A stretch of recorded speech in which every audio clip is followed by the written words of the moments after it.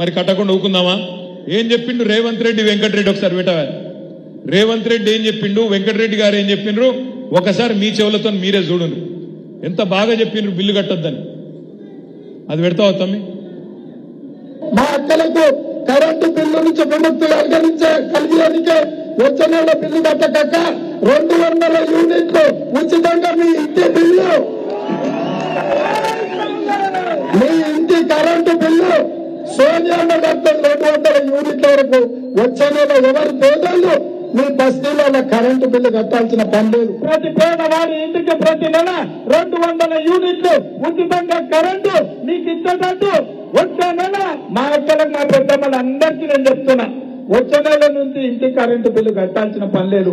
మీ current bill Congress party కట్టది. ₹1 కూడా current మీకు కట్టాల్సిన పనే లేదు. టీవీ పెట్టుకోవచ్చు, ఫ్యాన్ వేసుకోవచ్చు, మంచిగా బాగా కరెంటు బిల్లు లేకుండా మీరు గృహలక్ష్మి పథకం కింద మీకు కరెంటు బిల్లు వస్తుంది. పేదవాడి నెలకు 200 యూనిట్ల వరకు ఈ నెల కూడా నవంబర్ బిల్లు కట్టకండి. వచ్చే నెల ఫస్ట్ బిల్లు వస్తుంది, 3వ తారీఖు రిజల్ట్ వస్తుంది, 9కి మన గవర్నమెంట్ అయినా సరే 40 బిల్లు ఈ నవంబర్ బిల్లు ఎవరు కట్టొచ్చు. ఏమైనా వస్తే వెంకటరెడ్డి గారు చెప్పింది కట్టొద్దని చెప్పి మీ బాధ అర్థం చెప్పండి. ఈ నెల బిల్లు కూడా రద్దు చేస్తున్నాం మేము. ఎవరన్నా వచ్చి బిల్లు అడిగితే వెంకటరెడ్డి చెప్పిండు కట్టద్దని చెప్పుర్రి అని మంత్రి గారు చెప్పిండు. ఇంకొక ఆయననేమో రేవంత్ రెడ్డి గారేమో సోనియమ్మ కడుతుంది అని చెప్పిండు. అందుకే నేను అన్నా, నేను నా సొంత కవిత్వం కాదు, నాకేం అక్కసు లేదు. మీరే చెప్తారు కదా నవంబర్ బిల్లు డిసెంబర్ బిల్లు కట్టకండి, మేమే కడతామని సోనియా గాంధీ కడుతుందని ఒక ఆయన అన్నాడు. వెంకటరెడ్డి వద్దన్నాడు అని చెప్పమని ఇంకొక ఆయన చెప్పిండు. అందుకే నేను మీకు అందరికి విజ్ఞప్తి చేసేది, సోషల్ మీడియాతో పవర్ ఏంటంటే, ఇవాళ ఈ మాధ్యమాలు వచ్చినాక మీ పవర్ ఏంది అంటే, ఇక్కడ కూర్చున్నది 1750 మంది, కానీ మీ పవర్ ఏంది అంటే ఒక్కొక్కరు 1000-2000 ఓట్లు ఇన్ఫ్లుయెన్స్ చేసే శక్తి ఉన్న వాళ్ళు ఈ రూమ్లో ఉన్నారు మీరు. అంటే ఈ మాట ఎందుకు చెప్తున్నా అంటే 1969లో తెలంగాణ మొదటి దశ ఉద్యమం జరిగిన నాడు, ఆనాడు ఊర్లలో పేపర్లు లేవు. ఇవాళ పేపర్ రేపు లేదా ఎల్లుండి వచ్చేది, బస్సు ఎప్పుడు వస్తే అప్పుడు వచ్చేది. ఒక్క ఆల్ ఇండియా రేడియో ఉంటుండే, అది కూడా గవర్నమెంట్ కంట్రోల్లో ఉండే రేడియో. వానికి బుద్ధి పుడితే వారు తెయ్యాలి, లేకపోతే ఏసుడు లేదు. అయినా తెలంగాణ ఉద్యమం దావానలంలాగా ఎవరన్నా అంటిస్తే అంటుకున్నట్టు మొత్తం ఊరూరుకు అంటుకున్నది. ఎట్లా? ఒకరికొకరు చెప్పుకున్నారు, ఒకరికొకరు చెవులలో చెప్పుకొని, బిడ్డ తెలంగాణ వస్తేనే మనకు న్యాయం అవుతుంది, మనకు లాభం జరుగుతుంది, మనకు మరి తెలంగాణ వస్తేనే ఇన్సాఫ్ దొరుకుతుంది అని ఆనాడు ఒకరికొకరు చెప్పుకొని, ఏ మీడియా లేదు, ఎలక్ట్రానిక్ మీడియా లేదు, ప్రింట్ మీడియా లేదు, సోషల్ మీడియా లేని రోజుల్లో కూడా ఉద్యమాన్ని ఆ రోజు ఇంటింటికి అంటించిండ్రు, ఒక దీపంతోని ఇంకో దీపాన్ని వెలిగించినట్టు. ఆ తర్వాత మెల్లగా పేపర్లు పెరిగినాయి, తర్వాత ఎలక్ట్రానిక్ మీడియా వచ్చింది, 24 గంటలు చూపెట్టే టీవీలు వచ్చినాయి. కానీ ఇవాళ వాటన్నిటిని తలదన్నేది సోషల్ మీడియా.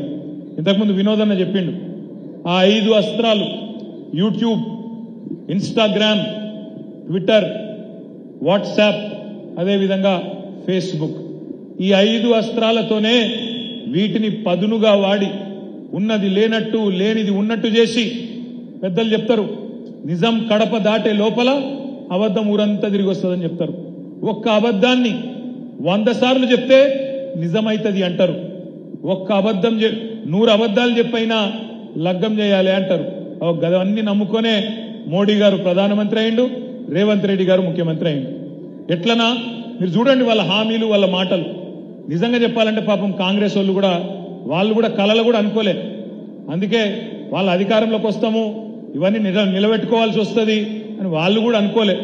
నోటికి ఎంత వస్తే అంత చెప్పుకుంటూ పోయిను, బస్సు ఫ్రీ, బంగారం ఫ్రీ, ఇది ఫ్రీ, అది ఫ్రీ, నువ్వు ఏది పడితే అది ఫ్రీ అనుకుంటా వరులుకుంటూ పోయినరు. వాళ్ళు కూడా అనుకోలే మనం లెక్క కడతాం, 420 హామీలు దొరకబడతాం అనుకోలే. అందుకే నేను అనేది మీతో, ఒకసారి ఆ ఓట్ల స్లైడ్ పెట్టమా, ఆ ఓట్లది చూడండి ఒక్కసారి మీరు. ఏం జరుగుతుంది కరీంనగర్ లోక్సభలో రేపటి రోజున ఆ ఓట్లలో అంటే, తప్పకుండా మొన్న కాంగ్రెస్ కు ఓటేసిన వాళ్ళల్లో చాలా మంది ఇప్పటికే పశ్చాత్తాప పడుతున్నారు, బాధపడుతున్నారు. ఊళ్ళల్లో రైతులు బాధపడుతున్నారు.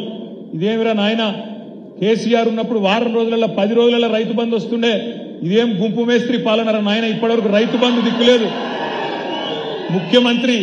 ముఖ్యమంత్రి పదవి చేయడానికి అనుభవం ఉందా అంటే ఏమన్నాడు రేవంత్ రెడ్డి గారు? గదేం పదవే, గుంపు మేస్త్రి లెక్క, ఒకడు సున్నం కొడతాడు, ఒకడు సిమెంట్ వేస్తాడు, నేను గిట్ల అంటే అయిపోతుంది అన్నాడు. అదే టూత్ పాలిష్ లెక్క ఏమున్నది అన్నాడు. అందుకే అనుభవం లేదు కాబట్టి, అనుభవం ఉన్న కేసీఆర్ గారు ఏం చేసిండు? పైస కూడబెట్టి 7,500 కోట్లు జమ చేసి 70 లక్షల మంది రైతులకు వారం రోజుల్లో వాళ్ళ ఖాతాల్లో టింగు మనం అడుకుంటా వారం రోజులలో రైతు బంద్ చేసిన నాయకుడు కేసీఆర్ గారు. గుంపు మేస్త్రి గారు పాపం డిసెంబర్ 3 ముఖ్యమంత్రి అయినాక ఈ రోజు వరకు రైతు బంద్ ఏయానా తెలుస్తలేదు, వద్దా తెలుస్తలేదు. కానీ విదేశాలకు పోయి మాత్రం పచ్చి అబద్ధాలు చెప్తాను. నేను రైతు భరోసా చాలు చేసినా, అది రైతు భరోసా అన్నట దాని పేరు, మొన్న చెప్తాను దావోస్లో. పచ్చి అబద్ధం. రైతు భరోసా చాలు అయ్యిందా? రైతు భరోసా అంటే 15,000 వేయాలి కదా, మరి ఒక పంటకు 7,500 వేయాలి కదా ఒక కాలానికి, వేసిండా? మరి రైతు భరోసా అని చెప్పి రైతు బంధు పేరు మార్చి ఇవాళ డూప్లికేట్ మాటలు మాట్లాడుతాడు గుంపు మేస్త్రి గారు దావోస్లో.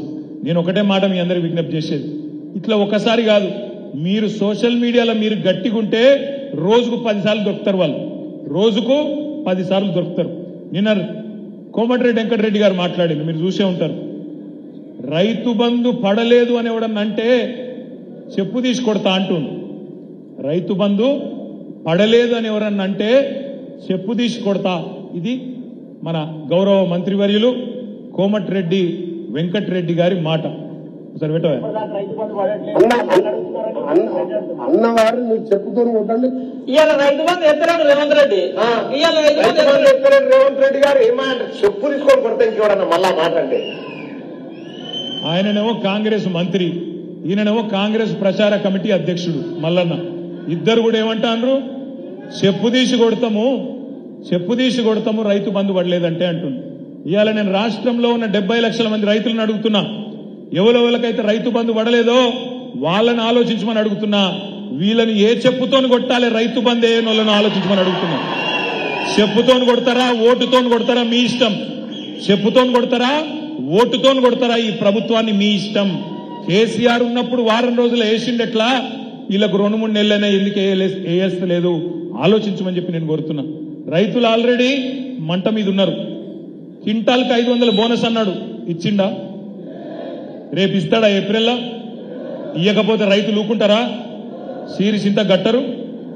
500 బోనస్ క్వింటాల్కు, మర్చిపోవద్దు తమ్ముళ్ళు, 500 బోనస్ ఇచ్చి తీరాలి.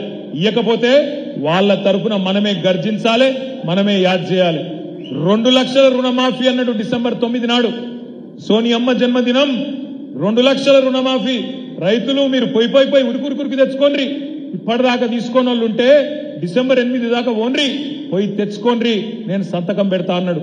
డిసెంబర్ 9 పోయింది, జనవరి 9 పోయింది, ఫిబ్రవరి 9 వస్తాంది. చేస్తాడా? చెయ్యడు, శాత కాదు. ఎందుకంటే గుంపు మేస్త్రి గారికి ఇదివరకు పనిచేసిన తెలివి లేదు. ఏదో ప్రతిపక్షంగా ఉన్నప్పుడు డైలాగులు కొట్టుకుంటూ అవతల పడ్డాడు. నోటికి ఎంత వస్తాను తొర్రుకుంటా, కేసీఆర్ మీద బూతు పురాణం ప్రయోగించుకుంటా ఒర్రుకుంటా తిరిగిండు, ఒర్రుపోతాడు తప్ప ఆయనకి ఏం తెలియకేదో మాట్లాడిండు, ఫసాయించిండు. ఇలా కింద మీద పడతాడు.